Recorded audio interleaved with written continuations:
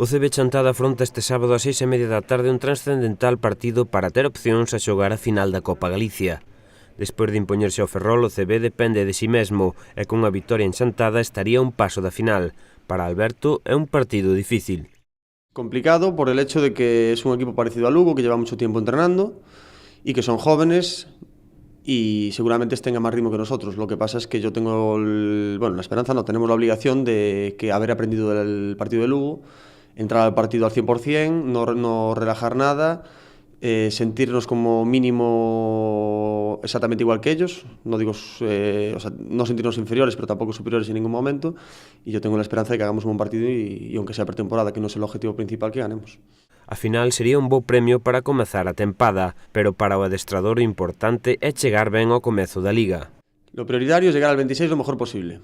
También es verdad que a nadie le gusta perder y nos gustaría que, juntándose con el 25 aniversario del club, pues que llegáramos a la final de la Copa Galicia y, por qué no, pues competir para poder ganarla y empezar el año como en pie. Pero de todas formas, mi idea inicial es ganar el primer partido de Liga y la pretemporada que sirva para ello, pero sin renunciar a nada. Lembren, mañá sábado ás 6:30 o pase á Copa Galicia xogas en Chantada.